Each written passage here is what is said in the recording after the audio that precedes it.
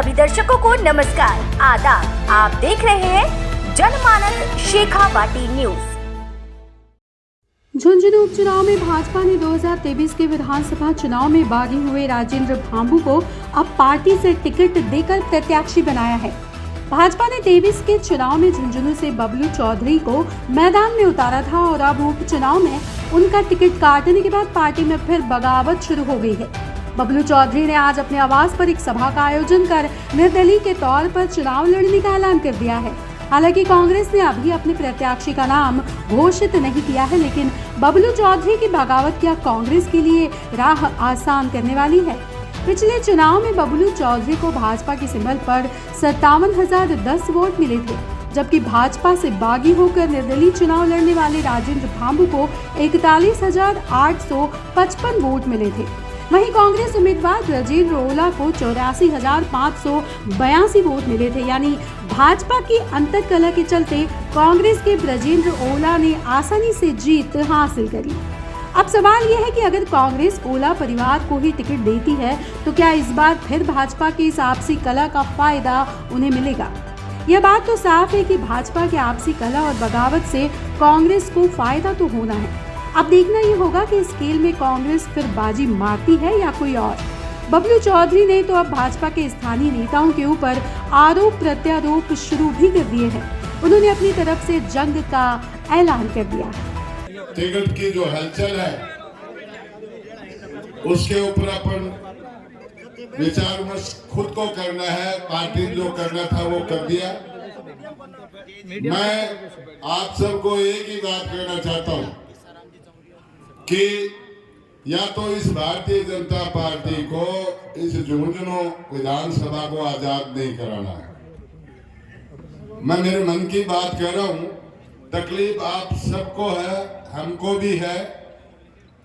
पिछली बार 2 गलतियां हो चुकी हैं और अब स्थिति यह है कि आज जो भी सर्वे रिपोर्ट्स जो बता रहे हैं यहाँ के कार्यालय के अनुसार कि भाई सर्वे रिपोर्ट में आप सब भी सर्वे रिपोर्ट के नुमाइंदे मेरे सामने बैठे हो, पीछे बैठे हो, और अपन जितने भी यहाँ जो लोग आए हैं वो मौजूद आदमी है, कोई बच्चे नहीं है अपने बीच में जो आए हैं वो। मैं इतना ही कहना चाहता हूँ कि इस समय पार्टी हाई कमान जो है वो या तो बबलू चौधरी को संतुष्ट करे, कोई उनको पहले से डिक्लेयर करे। मैं मेरी व्यक्तिगत बात, उनको कोई बोर्ड का चेयरमैन बनाए, राज्य मंत्री का दर्जा दे उनको खुद, और चुनाव यदि लड़ेंगे बबलू चौधरी और भरेंगे फार्म तो हम सब तन मन धन से सब साथ रहेंगे। लेकिन 72 घंटे का मौका है पार्टी के पास, 72 आवर्स। उसमें टिकट जिनको दिया है वो भी इसी विधानसभा के अंदर पहले के नुमाइंदे हैं, बबलू जी को दिया वो भी इसी विधानसभा नुमाइंदे हैं। लेकिन ये पार्टी ने गलती किया है और पार्टी ने जो गलती किया है तो आप बबलू चौधरी को कोई भी हिसाब किताब से हाई कमान ने जो किया, मैं मारा था साइन होने दो की बात ही को नहीं होती। आज साफ सुथरी बात है। देखो मैं तो इतनी सी बात करूं। अब जो गलतियां किया तो इन सब को भूल के सारी बात पार्टी हाई कमान को विचार करके सारा सिस्टम बैठाना चाहिए, तब तो जाके कोई सिस्टम बैठेगा और आप लोग मजबूत रहोगे। यदि इसको गेम चेंजर के रूप में चेंज कर सकते हो तो अपनी अंतरात्मा से आप सब लोग ये ठान के जाएं। किसी को अपन दोष क्यों दें, पार्टी हाई कमान को दोष दें, जो सर्वे रिपोर्ट को दोष दें, उसमें किसी प्रकार का मैंने ये नहीं कहता कि राजेंद्र भांबू ने कोई दोस्त है दोस्त। और इस झुंझुनू को आगे बढ़ाने का काम किया है।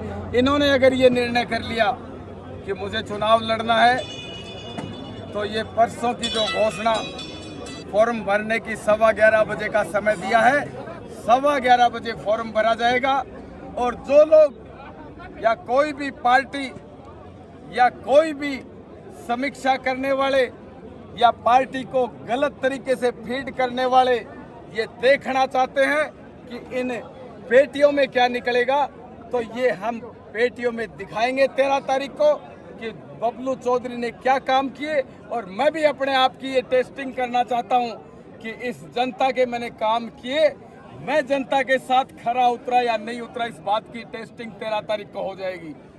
आपके समर्थन में बड़ी संख्या में भाजपा के पदाधिकारियों और जो शक्ति केंद्र और बूथ अध्यक्ष हैं उन्होंने इस्तीफे आपको सौंपे हैं।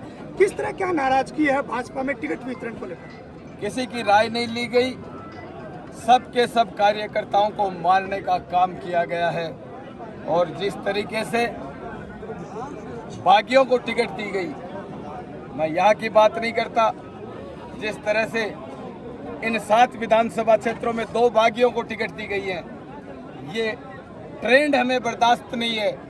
और जिस तरीके से लोगों को निष्कासित कर दिया जाता है, और निष्कासित करने के बाद उनको वापस पार्टी में लाकर पार्टी ज्वाइन कर सकते हैं, पार्टी में कार्यकर्ता के तौर पे काम कर सकते हैं, लेकिन अगर ये स्टाइल पार्टी अपनाएगी, बागियों को टिकट देके उनको आगे लेके आएंगे, जो मोदी जी के लिए, जो हमारी भारतीय जनता पार्टी के लिए जिस तरह के वक्तव्य उनके थे पिछले चुनाव में, वो वक्तव्य उनके होने के बाद में अगर पार्टी ये काम करती है तो उस बात का मैं पूरा विरोध करता हूं, और उन नेताओं के निर्णय का भी विरोध करता हूं। और 13 तारीख को इसका पेटियों में और सड़क पे इस बात को दिखाएंगे कि राज से जीता जा सकता है या जनता के वोटों से जीता जा सकता है, ये बात सामने लाके दिखा देंगे। अगर पार्टी बात करने का मौका मांगती है तो पार्टी में लिया जाएगा?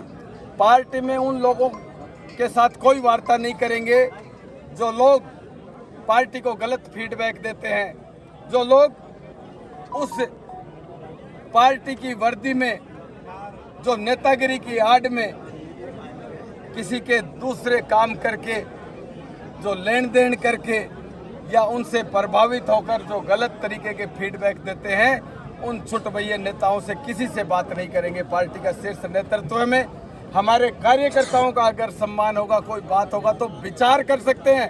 अगर ये कार्यकर्ताओं ने मना कर दिया तो कोई विचार नहीं होगा, कोई बात नहीं होगी आगे। मैं यही आप लोगों को, मीडिया के बंधुओं को कहना चाहता हूं, और बाकी सारा का सारा, सारी ताकत हम उस दिन दिखाएंगे जिस दिन पेटियां खुलेंगी। थैंक यू, धन्यवाद। सभी दर्शकों को नमस्कार, आदाब। आप देख रहे हैं जनमानस शेखावाटी न्यूज।